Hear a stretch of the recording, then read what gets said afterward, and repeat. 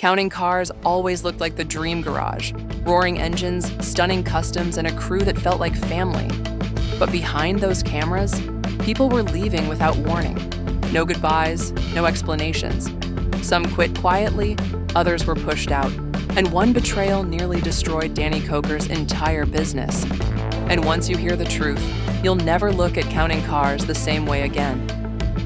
The rise of Danny Koker and Counting Cars. On screen, Danny Koker is the fearless king of classic restorations.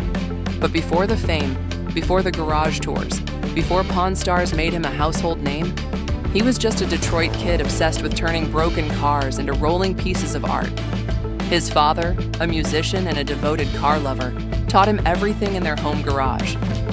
That garage became Danny's first classroom, a place where metal, oil, and music shaped the man who would one day build a TV empire.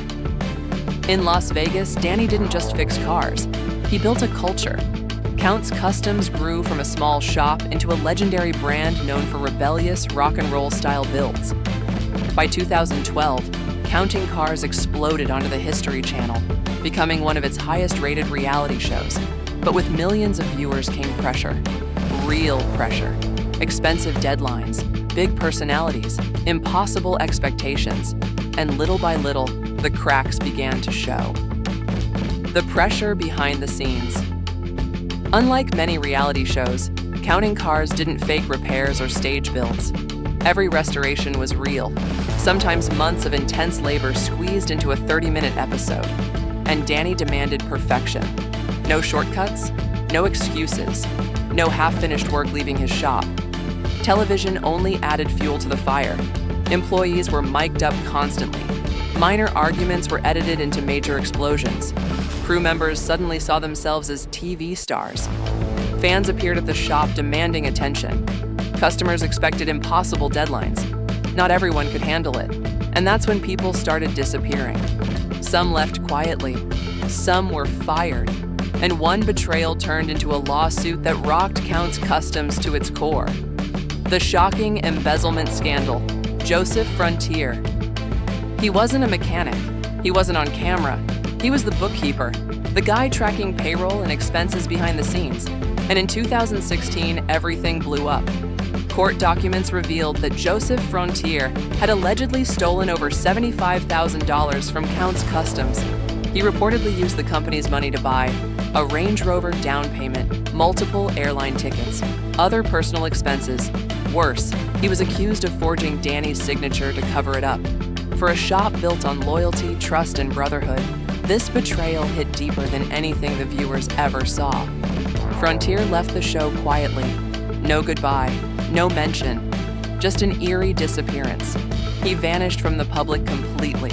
No interviews, no social media, nothing. To this day, Danny has never spoken publicly about it, and that silence says everything.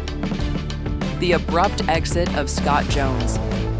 If Danny was the heart of the shop, Scott Jones was the guy keeping everything on budget, and that made him polarizing. He clashed with Danny constantly. Danny wanted creativity, Scott wanted financial reality. Fans noticed the tension, and so did the producers. Then, suddenly after season 2, Scott was gone.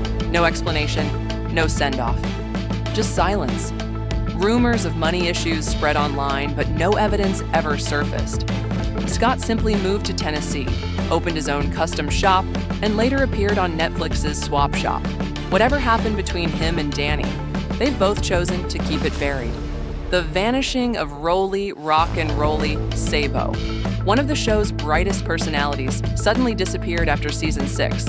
Raleigh was the joy of the shop, always laughing, always joking, always making every finished car shine like new. And then, gone. Rumors flew.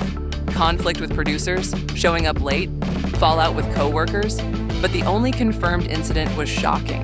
His entire detailing trailer, worth thousands, was stolen in 2017. After that, Raleigh went quiet. No drama, no interview, no accusations.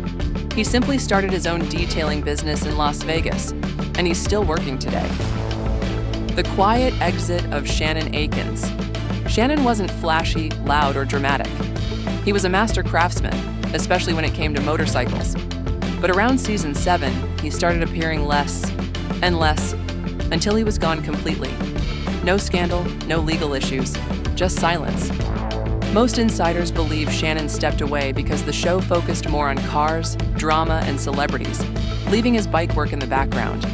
Today, he's still building custom motorcycles in Vegas, respected by everyone in the industry. Mike, Horny Mike, Henry, the wild card. Horny Mike was the show's wildest personality. The helmets, the mohawks, the wild airbrush art.